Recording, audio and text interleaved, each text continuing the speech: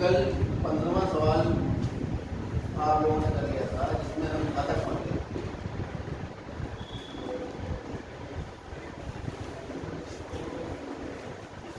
वो का मतलब है आइडेंटिटी आपका शून्य आप।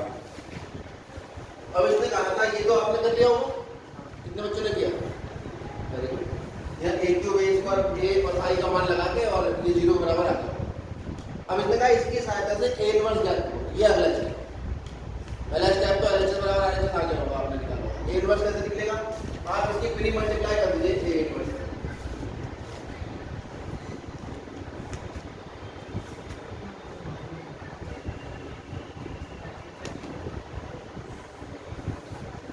ये कितना आ जाएगा भाई?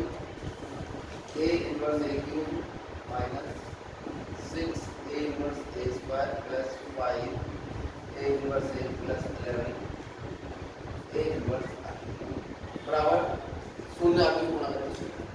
ए इनवर्स ए क्यूब आप जानते हैं ये ए स्क्वायर बन जाएगा plus 6 A plus 5 I A inverse A I होता है कैंसिल नहीं होगा, हमेशा आइडेंटिटी मैट्रिक्स आता है plus A inverse I 11 A inverse बराबर। तो 11 ए इनवर्स को इधर ले जाते हैं तो 11 ए इनवर्स का मान हमारे पास आ जाएगा एक तरह से माइनस ए स्क्वायर प्लस 6 ए माइनस 5 ए। ठीक है, अब यहाँ पर आप ए स्क्वायर का मान रखोगे, ए का रखोगे, आई का रखोगे, माइनस से अंदर गुणा कर दोगे, 6 से अंदर गुणा कर दोगे, माइनस 5 से अंदर गुणा कर दोगे, फिर एक सिंगल आप जो आ जाएगा निकल के, और फिर आप ए इनवर्स बराबर निकालोगे, वो आएगा 1/11 और जो भी आप ये सारे अगर उसके माइनस के होंगे प्लस 6 माइनस 5 1 0 0 0 1 0 0 0। यहाँ ए का मान रखोगे, ए स्क्वायर का मान रखोगे आप, और यहाँ से आप ए इनवर्स का मान रखोगे। ये एक तरीका है जब आपको कोई समीकरण दिया हो और ए इनवर्स पूछा हो तो हमेशा आप ए इनवर्स से प्री मल्टीप्लाई करो और वो ए इनवर्स बदल जाएगा। ठीक है, ये ए स्क्वायर। अब यहाँ पर जैसे अगर सीधे सीधे ए इनवर्स निकालने कहता तो फिर हमें ए क्यूब निकालने की जरूरत नहीं, जितना जो हमने निकाला वो तो हमने इसलिए निकाला कि भैया इनको हमें मान रख के 0 के बराबर लेके आना। ये समझ में आ गया इतना? ये करके दिखाऊं पूरा हो जाएगा? हो जाएगा? कल आए थे तब नहीं होगा। चलो आज तो नई चीज शुरू, जो कल नहीं आए थे वो कल का वीडियो देख लेना।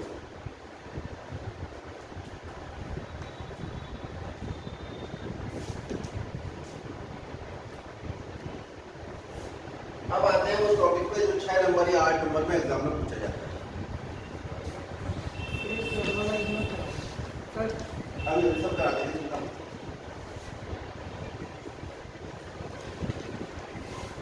हम देख रहे हैं सवाल नंबर 16 और ये है अध्याय 4।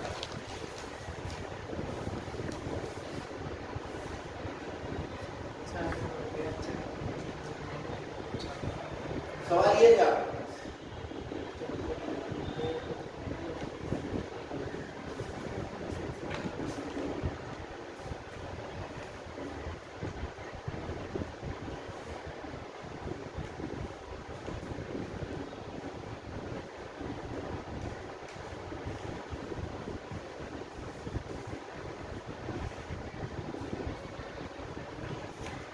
ये आपके पास है और इसमें आपको एक्स वाई जेड के मान निकाल।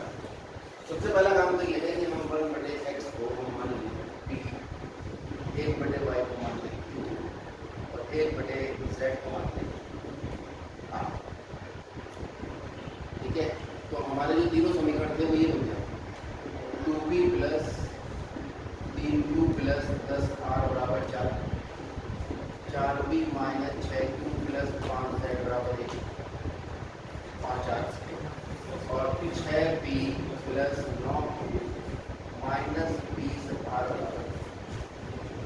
तो जो दिए हुए समीकरण थे जिसमें बटे में x y z थे उनको हमने 1/x को p, 1/y को q और 1/z को r मान लिया। अब हमारे पास ये समीकरण बनता है। ये काम हमने 10वीं की क्लास में भी किया था, याद होगा। लीनियर इक्वेशन दो चरों में रैखिक समीकरण में भी ऐसे सवाल होते थे जिनको हम p और q मान लेते थे, बाद में हमने तो ये समीकरण 1 हो गई, ये समीकरण 2 हो गई और ये समीकरण। इसमें आप मानेंगे, माना x बराबर p क्यू, हमेशा जो वेरिएबल होंगे आपके पास, जो चर होंगे, वो x बराबर आ जाएंगे, जितने समीकरण हैं उतनी रो आ जाएंगी 3/। फिर मानेंगे a जो निकलेगा वो आपका इनके गुणांकों से निकलेगा, जो आपके पास चर होंगे, चर के गुणांक। तो पहली रो जो बनेगी वो 2, 3, 10 समझ गए होंगे आप। दूसरी बनेगी 4 - 6 5, और तीसरी बनेगी 6 9 -। यानी जो ए का निर्माण होगा वो चरों के गुणांकों से होगा। पहली रो में पहली समीकरण के चरों के गुणांक आ जाएंगे x y z, दूसरी रो में दूसरे समीकरण के चरों के गुणांक आ जाएंगे, और तीसरी रो में तीसरी पंक्ति में तीसरी समीकरण के चरों के गुणांक आ जाएंगे। यहाँ तक कोई दिक्कत नहीं। फिर b बराबर, ये जो बराबर के इधर आ रहे हैं, ठीक है, जो वेरिएबल से मुक्त होंगे यानी अचर पद होंगे, वो आ जाएंगे कितने कितने 4 3। उसके बाद हम लिखेंगे दिए गए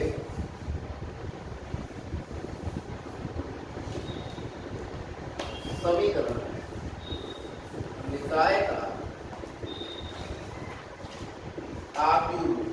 जो समीकरण निकाय हमें दिया, अगर हम इसे आव्यूह रूप में लिखें तो वो आव्यूह रूप होगा ax बराबर, कैसे होगा रफ में देख लो, a के आगे x लिख दो बराबर b। तो जब इसकी गुणा किससे करेंगे, 2p + 3q + 10r बराबर 4, 4p - 6q + 5r बराबर 1, और 6q + 6p + 9q - 20r बराबर 2। तो आपको यही समीकरण निकल आएंगे। अगर आप इनके मानों को प्रतिस्थापित कर दें, a की जगह a, x की जगह x, b की जगह b, ठीक है, तो आप देख रहे हैं कि 3/1 है, और ये कितना है 3/3, और ये कितना है 3/1। तो ये गलत लिख दिया, ये सही नहीं लिखा 3/1। तो ax, हाँ ठीक है ax, तो इसका जो क्रम है ये 3 के बराबर है भाई। a का क्रम लिख लो ना, के नीचे कोई दिक्कत नहीं है। 3/3, इसका क्रम कितना 3/1, तो 3 से 3 करके क्रम कितना आएगा b का 3/1 ही आएगा। और जब आप संगत पदों की तुलना करोगे तो तीनों समीकरण आपके पास, इसका मतलब इन आव्यूह समीकरणों को इस रूप में लिखा जा सकता है। यहाँ तक कोई दिक्कत? इसको मैं बता दूँ ax + b, ax बराबर, अब प्री मल्टीप्लाई कर दो a इनवर्स से, तो x यहाँ a था, ये i बन जाएगा, और xi कितना होता है x। दुनिया में इनवर्स उसी का संभव है जिसका मान शून्य नहीं। अगर किसी का मान शून्य हो जाए, उसका इनवर्स निकालोगे तो 1/0 होगा, और 1/0 क्या होता है। तो इसका इनवर्स तभी संभव होगा जब a का डिटरमिनेंट 0 ना, और अगर a का डिटरमिनेंट 0 आ गया तो कहानी यहाँ तक पहुंचेगी। तो हम पहले यहाँ पर a का डिटरमिनेंट निकालेंगे। डिटरमिनेंट ऑफ कैसे निकलेगा, 2 से एक्सपेंड कर लो, 2 गुणा आपको समझ गए होंगे, ये जाएगा ये जाएगा, इसकी गुणा इससे 6 × 12 120 -9 पंजे -3 गुणा ये गया -20 × 80 -6 पंजे 30 प्लस 10 गुणा ये गया 9 चौक 36 प्लस 6 चम कितना आ गया, ये 2 गुणा 10 से 5 गया 5, 11 में से 4 गया 7 4 11 माइनस प्लस हो जाएगा, वैसे 3 गुणा और 110 प्लस 10 गुणा। तो हमारे पास मॉड ए जो आ रहा है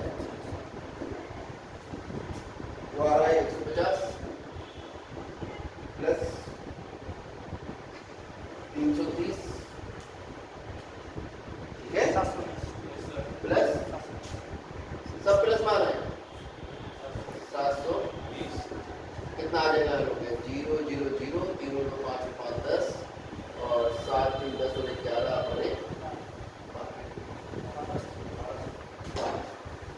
जो 0 के बराबर नहीं है, अतः इसका इन्वर्स संभव। और अगर ये मॉड 0 आ जाएगा तो आप कहेंगे इसका इन्वर्स संभव नहीं है, बात नहीं खत्म।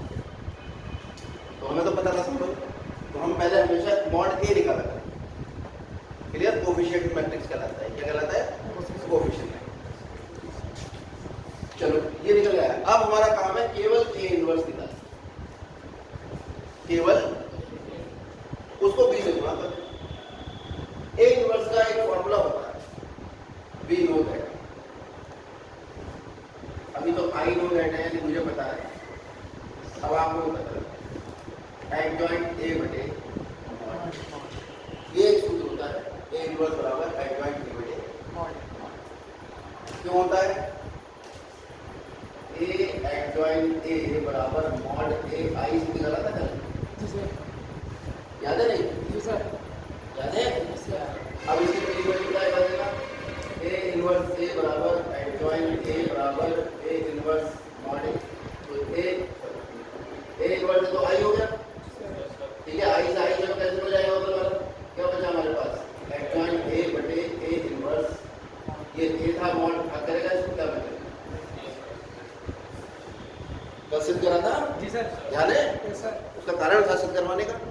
ए एडजॉइन ए बराबर एडजॉइन ए बराबर मॉड ए इंटू आई, और सिद्ध हो भी गया था, इसका मतलब नियम बन गया। तो वहीं से हमने ए इनवर्स का प्री मल्टीप्लाई करके ए इनवर्स का मान निकाला, तो वो निकल गया एडजॉइन ए बटे। अब हमारा काम केवल एडजॉइन निकालना है। चलो निकाल। एडजॉइन के लिए क्या निकालना पड़ता है? कोफैक्टर मैट्रिक्स, याद है? तो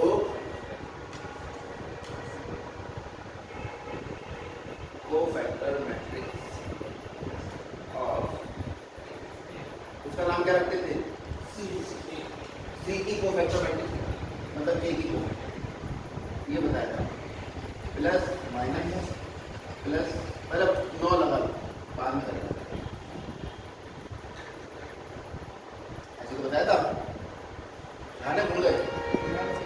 plus minus plus minus plus minus plus minus plus लगा। अब देखो एक है ये, तो दो के लिए लेंगे तो ये दो छुपेगा, ये दो छुपेगा, क्या बचा? माइनस 6 5 9 माइनस 6 5 9 तीन के लिए लेंगे 4 5 6 माइनस 4 5 6 10 के लिए लेंगे 4 माइनस 6 6 4 माइनस 6 6 4 के लिए लेंगे, ये छुपेगा 3 10 9 माइनस 3 10 9 माइनस, इसको लेंगे, ये छुपेगा 2 10 6 माइनस, इसके लिए छुपाएंगे तो ये 2 3 6, ये छुपा लो 3 10 माइनस 6 5, छुपा लो 2 10 4 5, और ये छुपा लो 2 3 4 5। अब इधर सी बराबर हमारे पास आ जाएगा,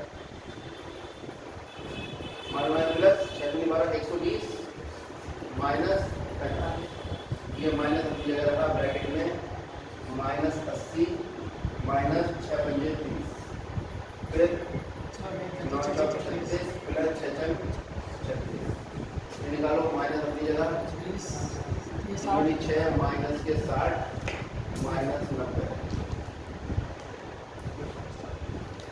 ये निकालो माइनस 40 माइनस 60, ठीक है?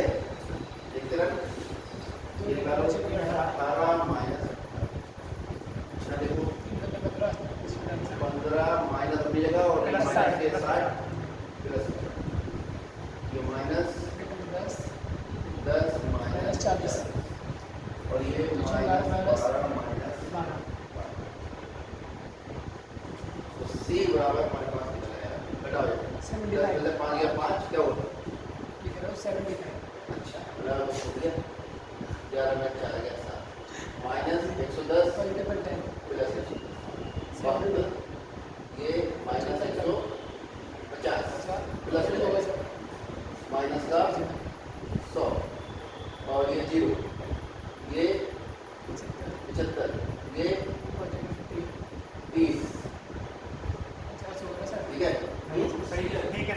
इसको एक बार चेक करिएगा कहीं कोई साइन तो गड़बड़ नहीं हो रहा है इसका समीकरणों के साथ चेक कर लें 50 आता तो बढ़िया रहता है ये वाला है ये जाएगा और ये जाएगा 5 में 10 चौक माइनस 10 चौक 40 कोई और आता ही नहीं और 2 प्लस है और 1 माइनस अच्छा ये माइनस ये 24 क्या निकला है सी। अब निकालेंगे क्या एडजॉइंट ए क्या होता है सी का परिवर्त भाग ये तो बताया था यानी सी डैश और सी डैश कैसे निकलता है भाई 75 150 75 110 माइनस 110 माइनस 100 सही है और फिर 72 0 माइनस 2 ठीक है ये किसका मान निकला है एडजॉइंट ए। अब निकालेंगे हम ए इनवर्स होता है एडजॉइंट ए बटे मॉड ए ये बटे मॉड ए का मान था 30 आएगा बेटा 30 रह गया अब ये घूम के गया उधर 110 घूमेगा तो ये 30 आ जाएगा ये ऐसे लिख दो 75 150 75 110 माइनस 100 30 72 0 माइनस 1 ठीक है। अब हमारे पास क्या समीकरण था x बराबर अब ये समीकरण लगाओ x बराबर a इनवर्स को निकला है 1/1200 गुणा 1 75 110 72 50 0 माइनस 100 30 माइनस 50 और फिर इसकी मान होगा b 4 b। अब इसकी गुणा जो है वो करी जाएगी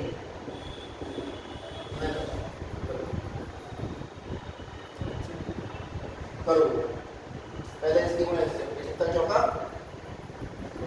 70 गुणा 4 लिखो प्लस 150 गुणा 1 प्लस 75 गुणा अगला वाला आएगा अब यहाँ खत्म हो गया फिर दूसरा आएगा देखो ध्यान से इधर कहाँ ध्यान हमारा इस पहली रो की गुणा पहले कॉलम से होगी तो पहला अवयव आ गया ये बनो जब दूसरे की गुणा इससे होगी 2 1 दूसरी रो का पहला ये भी तो कंफ्यूजन होता है अगला आएगा ये कौन सा आएगा जो गुणा कर पहली रो की पहले कॉलम से करें ये बनो फिर दूसरी रो की पहले कॉलम से a 2 1 यानी दूसरी रो का पहला अवयव आएगा कितना आएगा 110 गुणा 4 माइनस 100 गुणा 1 30 गुना फिर तीसरी रो का पहला तीसरी रो क्या 72 गुणा 4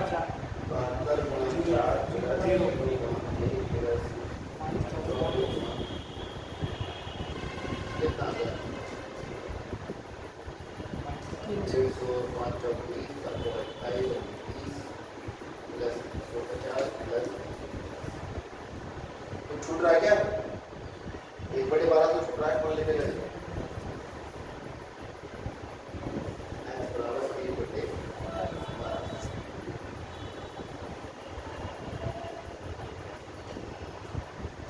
कितना आ गया भाई 440 माइनस 100 प्लस 60 ये आ गया 4 में 8 5 में 14 प्लस 0 माइनस 100 में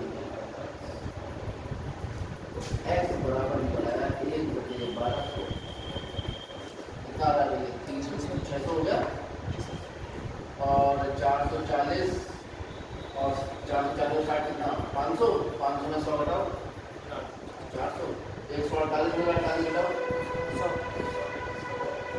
x का मान क्या था भाई p q बराबर 1200 मान लेंगे तो नीचे 1200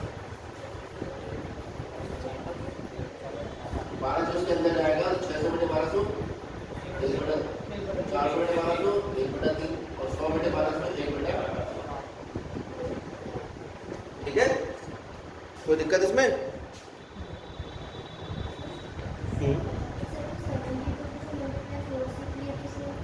कहाँ पे ये 4 दूनी 8 और 7 दूनी 14 अच्छा 7 चौक 7 चौक ठीक है ये कितना आ जाएगा 0 200 और 240 बटे 1200 कितना हो जाएगा 240 बटे 1200 ये चीज काटो और 12 को 12 12 को 1 बटे 5 ठीक है p का मान कितना आ गया 1 बटे 2 q का मान 1 बटे 3 और r का मान 1 बटे 5 था कितना 1 बटे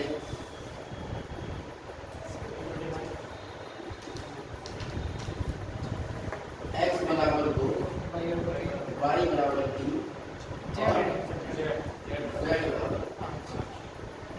ये जो आपने देखा अभी इसमें केवल करते हुए एक ही संभावना है कि कैलकुलेशन की गलती हो है ना क्योंकि गिनती लिख रहे हो ना मतलब ये बड़ी नॉर्मल चीज है आप लगातार गिनती लिख रहे हो अब 12th में बच्चा गिनती का लिखता है 12th में तो कैलकुलेशन करता है ये आपकी कोई स्किल चेक करेगा गिनती लिख रहे हो गिनती लिखते लिखते अगर कहीं माइनस छूट गया कहीं कुछ जोड़ते हुए गड़बड़ हो गया ठीक है उसके अलावा बताओ इस क्वेश्चन में कुछ और 6 नंबर या 8 नंबर या 10 नंबर तक में पूछ लेते हैं तो कुछ तो कारण होगा यहाँ भी मैंने टिपिकल बना कर दिया है आपको क्वेश्चन ये क्वेश्चन यहीं से आता है यहाँ से तो हमने शुरू करवा दिया आपको ताकि एक स्टेप और आपको पता लग जाए कि कहीं ऐसा भी हो जाए तो फिर हम ऐसा उसको बदल सकते ठीक है या कभी कभी क्या करता है कभी कभी आपको ए इनवर्स का मान दे देगा सीधे सीधे कहेगा ए इनवर्स बराबर ही और समीकरण देती तो 4 नंबर में आएगा क्यों क्योंकि ए इनवर्स तो निकालना ही पड़ा आपको जो ये ए इनवर्स के लिए मेहनत हुई इतनी यहाँ से यहाँ तक ये ए इनवर्स तो पहले ही निकाल के दे दिया उसने और बच्चे घबरा जाते हैं वो सवाल देख के क्योंकि उसमें कहता है यदि ए इनवर्स बराबर ये तो निम्न समीकरणों में x y z के मान क्या है तो उसने इतने क्वेश्चन को खत्म कर दिया आपके डिक्शनरी से यहाँ से लेकर और ये वाला पूरा स्टेप खत्म क्योंकि जैसे ही a बनाओगे आप कोएफिशिएंट मैट्रिक्स निकालोगे ठीक है तो उसका इनवर्स वही आएगा अब चेक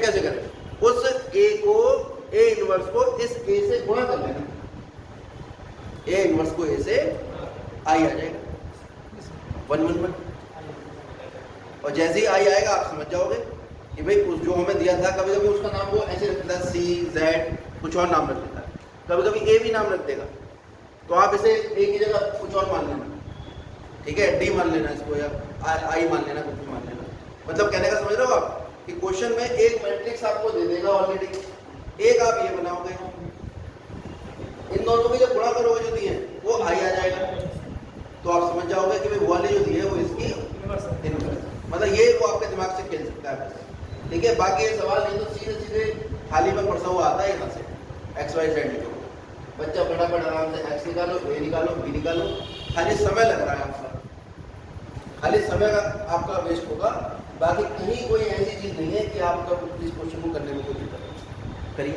आज इसी क्वेश्चन पे जुट जाइए और तब तक करते रहिए जब तक आपके सही आंसर ना